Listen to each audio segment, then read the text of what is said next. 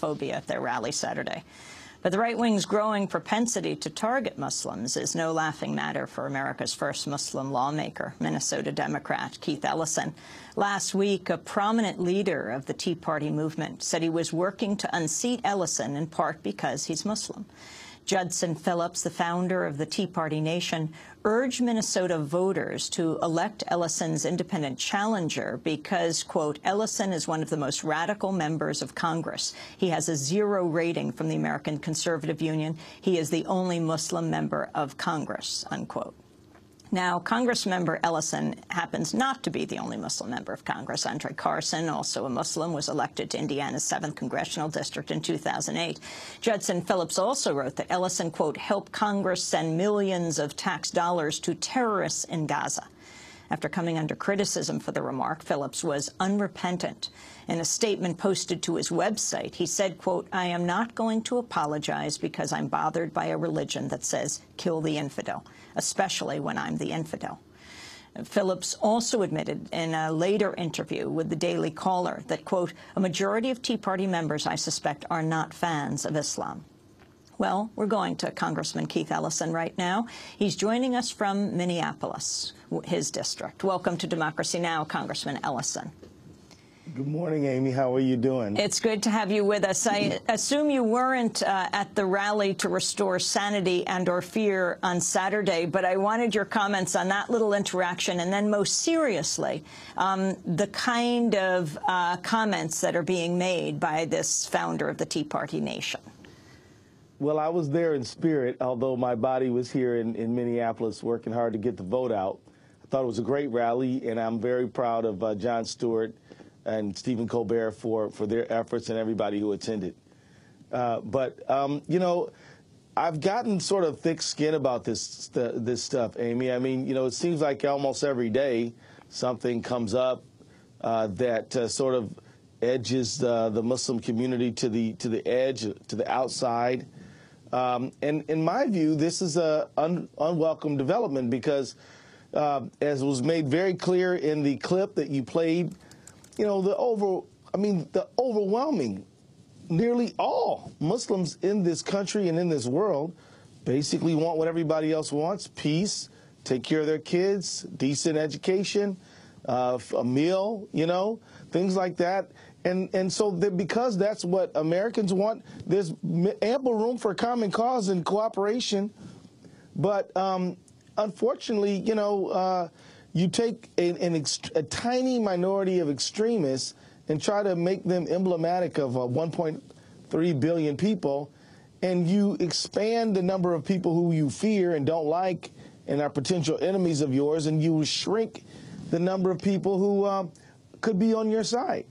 I mean, one thing I'd like to say to this gentleman who's leading this Tea Party effort is that there are Muslims walking shoulder to shoulder in Iraq. There are Muslims who are we're working with in places like Jordan and in Afghanistan and Pakistan and all over this world. American Muslims, there are 6,000 of them in the United States Armed Forces and are serving their country, and many millions more who are seeing patients every day, representing people in court, looking after their kids right here in the good old USA. So it's too bad, but I have gotten to the point where it just doesn't affect me emotionally anymore.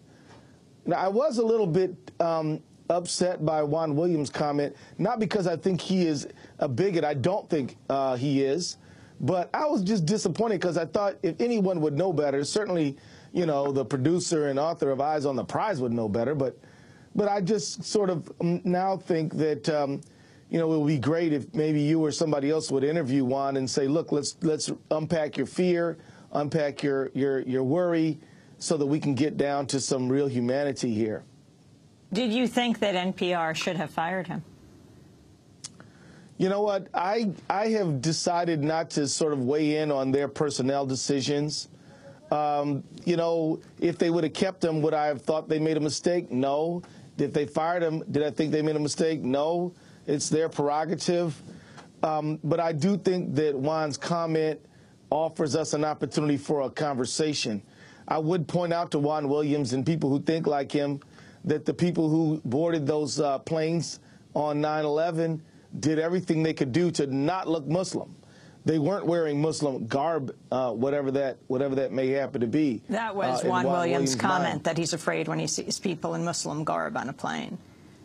Right. But the people in Muslim garb are probably the last people you need to worry about, because the attackers were people who were not wearing Muslim garb and were trying to look as mainstream as they could. And so that's really not a rational thing, but that's okay. Human beings are not all rational. Part of us are emotional, and that's part of the human experience.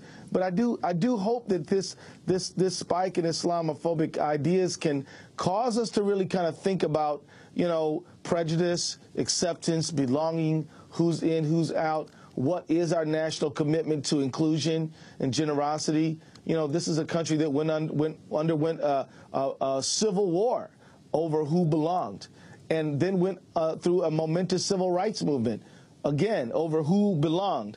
Let's pull on our experience and just rediscover the fact that we shouldn't have any second-class citizens in America.